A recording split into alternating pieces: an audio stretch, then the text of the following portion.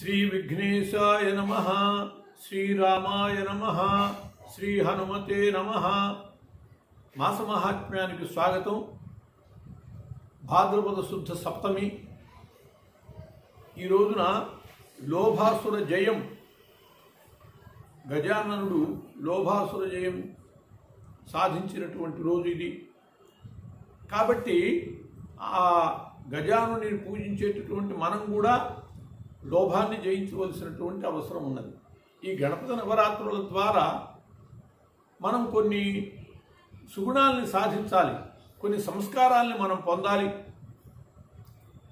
గణపతి నవరాత్రుల్లో రెండవ రోజు మూడవ రోజు కామక్రోధాలని మనం చేయించే మార్గం చూసుకున్నాం. ఈ నాలుగవ రోజు పూజ ద్వారా లోభాన్ని వదిలిపెట్టేటటువంటి సంస్కారం మనలో రావాలి. అప్పుడే ఈ పూజ పరిపూర్ణం అయినట్లు. ఈరోజు గజానన వినాయకుణ్ణి పాలచంద్రో గజానన అని చెప్తూ ఉంటాం ఆయన నామాల్లో. అటువంటి గజానుని పూజించాలి.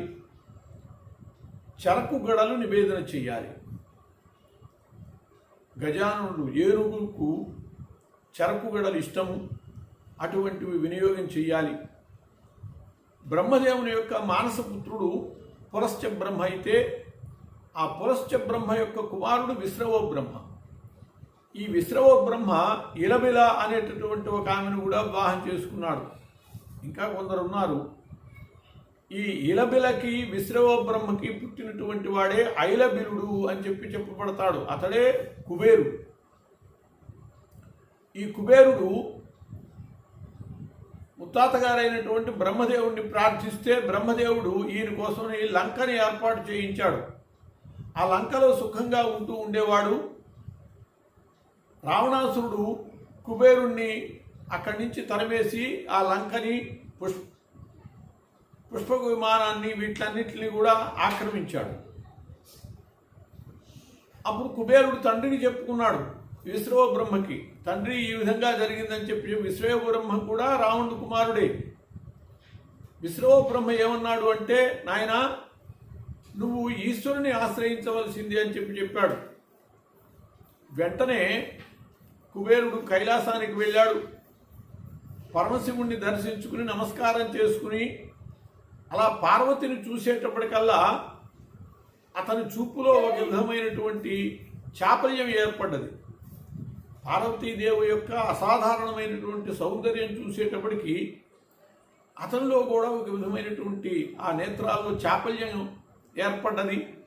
అది గుర్తించింది పార్వతి. ఇతని బుద్ధిలో ఏదో ఒక చెడు బయలుదేరింది అని చెప్పి గుర్తించి తీవ్రంగా చూసేటప్పటికల్లా ఆ కుబేరునికి సంబంధించినటువంటి ఒక కన్ను మాడిపోయింది.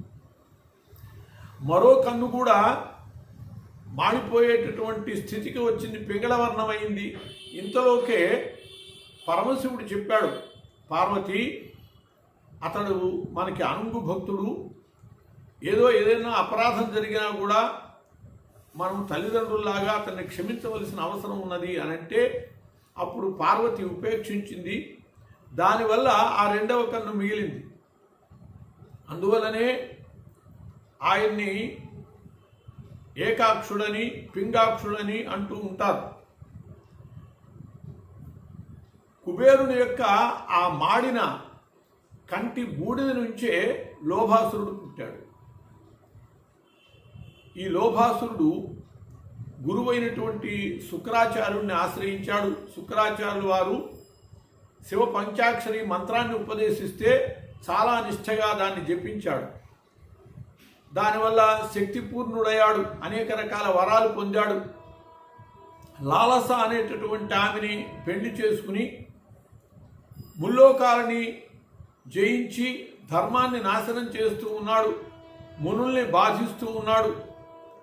ఈ రకమైనటువంటి పరిస్థితుల్లో రైభ్యుడు అనేటటువంటి ఒక మహాముని ఏమన్నాడు అంటే, మీరందరూ కూడా గజానుని ఆశ్రయించండి.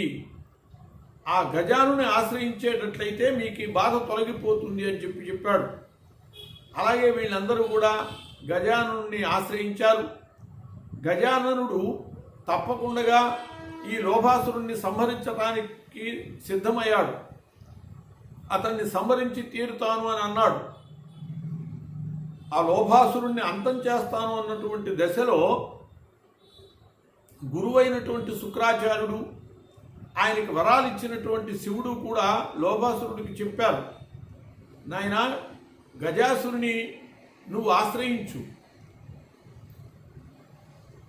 గజాననుడు గణపతి, ఆ గణపతి అయినటువంటి గజాననుడిని ఆశ్రయించు అని చెప్పి వాళ్ళు సలహా చెప్పారు. ఎందువల్లంటే గజాననుని ముందు నువ్వు నిలబడలేవు, అందువల్ల ఆయనకి పాదాక్రాంతుడు కావలసింది అని చెప్పి సలహా ఇచ్చారు. గురువైనటువంటి శుక్రాచార్యుడు తనకు దైవమైనటువంటి శివుడు చెప్పటం వల్ల ఈ లోభాసురుడు గజానన గణపతిని ఆశ్రయించాడు, ఆయన పాదాల మీద పడ్డాడు, శరణు వేడాడు. దాంతో గజాననుడు కరుణ చూపి నువ్వు పాతాళానికి వెళ్ళవలసినది, నీకు కోరిక ఉన్నప్పుడు అంతటా సంచరించేటటువంటి అవకాశం ఉంటుంది అని చెప్పి అతన్ని అనుగ్రహించాడు గజాననుడు. అటువంటి ఈ రోజున ఆ లోభాసురుణ్ణి పాతాళానికి పంపినటువంటి ఈ రోజున నేటి సేవలో గజానుణ్ణి ఆవాహన చేసుకుని సంకల్పంలో లోభాసుర వధార్థమని, లోభగుణ నాశార్థమని సంకల్పం చెప్పుకుని, అలా కేవలం సంకల్పంలో చెప్పుకోవటమే కాకుండా అలా అనుసరించి మనము ఉత్తమ సంస్కారాన్ని పొందవలసినటువంటి అవసరం ఉన్నది. లోభం వల్ల కూడా చాలా పతనం ఉంటుంది. మనకి దీనికి సంబంధించినటువంటి ఒక సంఘటన కనపడుతుంది. ఒక బ్రాహ్మణుడు రాజుగారి దగ్గరికి వెళ్ళాడు. వాడు వృద్ధుడు.